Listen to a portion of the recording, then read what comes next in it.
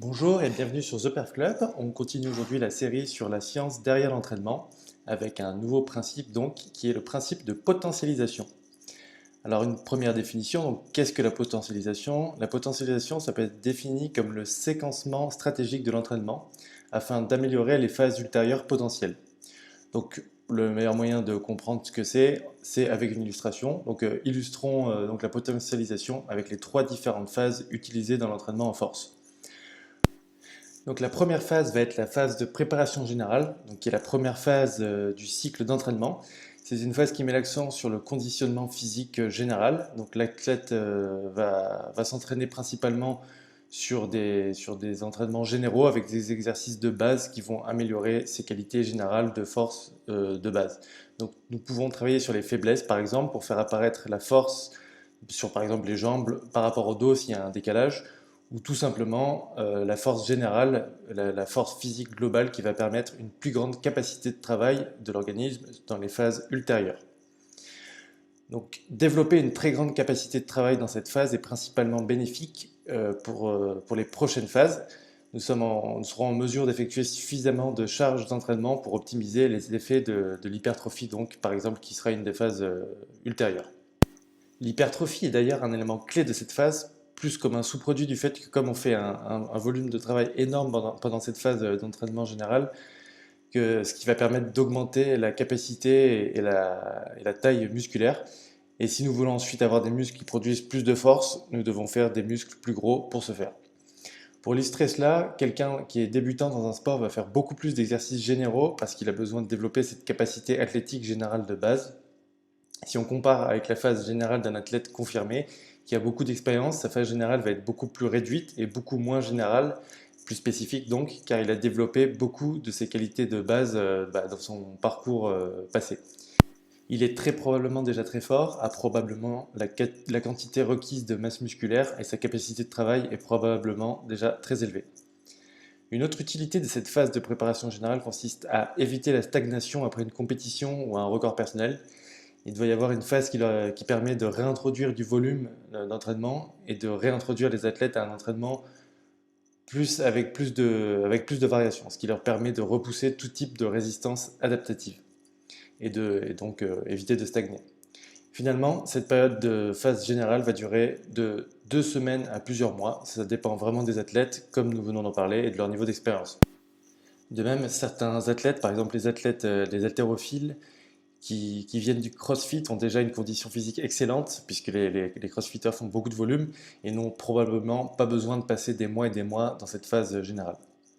De même, dans le cas où un athlète connaît déjà un niveau d'expertise avancé, il n'aura pas besoin de plus que d'une courte période de conditionnement physique.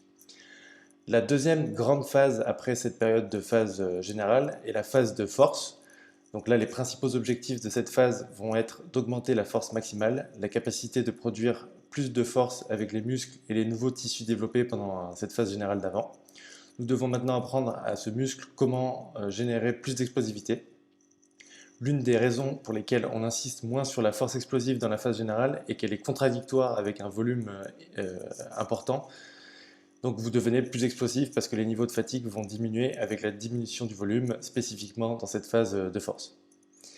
Ensuite, la troisième priorité de cette phase de force est le taux de force développé par l'athlète qui a besoin de produire autant de force que possible pendant le moins de temps possible. Donc c'est une qualité voisine de la force qui est la puissance. C'est un moment parfait pour développer ces aspects, juste avant de développer des aspects plus techniques dans le cycle suivant de pré-compétition. Donc la longueur de cette phase de force dépend également du niveau d'expérience de l'athlète. Au plus la période de compétition est loin dans le calendrier, au plus on va pouvoir passer de temps dans cette phase.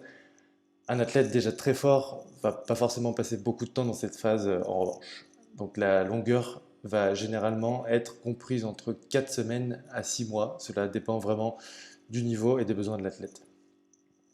La troisième grande phase, après donc la phase générale et la phase de force, est la phase de pré-compétition.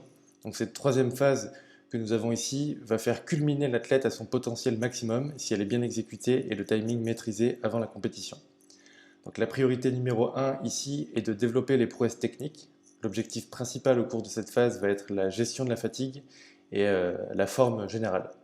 Le but est que les athlètes qui vont entrer dans ce bloc d'entraînement avec un niveau élevé de fatigue après un niveau de volume élevé et une fatigue élevée sur le système nerveux après la période de force, donc c'est que les athlètes qui entrent dans ce bloc d'entraînement puissent récupérer et avoir le meilleur niveau de performance possible avant la compétition. Nous avons aussi l'aspect psychologique ou la préparation tactique de l'athlète qui est envisagé dans cette phase. Cela peut servir à renforcer la confiance en réduisant la fatigue et l'amélioration de la technique. Concernant la durée de cette phase, elle va être dépendante aussi de l'athlète et elle va être aussi dépendante de la durée des autres cycles, donc du temps qui nous sépare aussi de la compétition et du niveau technique de l'athlète. En général, cette phase va durer entre 1 à 6 semaines. Alors, comment ordonner ces phases? Même si je les ai données dans l'ordre dans lequel il faut les faire, pourquoi il y a un ordre et comment ordonner ces phases? Comme si vous construisez un bâtiment ou un gratte-ciel, vous devez commencer par les fondations. C'est la toute première chose qui est faite avant de construire la structure elle-même. Dans le processus d'entraînement, c'est la même chose. La phase générale doit être terminée et achevée dans une certaine mesure avant que les phases suivantes se produisent. Il doit y avoir une continuité dans les phases pour que les phases de force aient lieu. Par exemple, il faut avoir les bonnes variations d'exercice, la bonne technique qui va être de la plus basique à la plus spécifique et complexe à l'approche d'une compétition. Toutes ces choses doivent être planifiées de la phase générale à la transition dans la phase de force. Après les fondations qui sont le cycle de préparation générale, la phase de force va généralement être la plus longue et c'est là que des progrès vont être faits autant physiquement que techniquement. C'est un peu le moment où dans la construction d'un gratte-ciel, tous les étages sont construits. Donc c'est le gros du travail, on va dire. Puis ensuite, dans la dernière période, les finitions, ou même l'antenne, si on reprend l'analogie du gratte-ciel, l'analogie fait référence à la phase de pré-compétition où le niveau ne va pas forcément augmenter beaucoup, mais va être exploité à son maximum. On va gratter les derniers kilos ou les derniers mètres de l'objectif qu'on veut atteindre. Équilibrer l'adaptation dirigée, ce vers quoi on veut diriger le progrès et la résistance adaptative, c'est-à-dire éviter la saturation ou la stagnation, est le but de toutes ces phases. Chaque phase va se concentrer sur une qualité de manière efficace car on se concentre sur une priorité à la fois. Si notre objectif est de développer la capacité de travail et la force et l'hypertrophie, tout en même temps, alors on va mettre toutes nos ressources dans des choses qui sont contradictoires et qui vont être contre-productives. On va pouvoir améliorer toutes ces choses en même temps, mais on ne va pas pouvoir les améliorer à leur potentiel maximal. Le fait d'avoir des phases qui sont très similaires, qui peuvent inclure des éléments un petit peu de toutes les phases, donc faire un petit peu tout en même temps, on n'aura pas le luxe de mettre autant d'énergie et de concentration dans chaque qualité si nous le faisons toutes les semaines ou tous les mois. Chaque bloc d'entraînement serait trop homogène et l'autre principal avantage de la potentialisation est l'utilisation stratégique de l'allocation de temps en fonction du calendrier de compétition. On va pouvoir donc gérer le timing. Donc, si on essaye de montrer les contre-exemples, quelles seraient les mauvaises applications de la potentialisation? Alors, on aura une première erreur, serait un séquencement incorrect de ces phases. Par exemple, ça aura pas beaucoup de sens d'avoir quelqu'un qui fait une phase générale d'entraînement juste avant une phase de pré-compétition. Il ne sera pas du tout affûté. La situation serait beaucoup moins avantageuse parce qu'il n'y a pas de potentialisation à partir d'un bloc d'entraînement. C'est maladroit de faire une phase très différente de la spécificité d'une compétition, puis de rentrer directement dans la spécificité, il n'y a pas de transition. Cela ne veut pas dire qu'un athlète ne peut pas participer à une compétition à la fin d'une de ces phases, mais ça voudra tout simplement dire que la compétition dans laquelle il va participer à ce moment-là ne sera pas la plus importante et on ne s'attendra pas forcément à la meilleure performance dans cette compétition. Une autre erreur serait la longueur incorrecte de ces phases.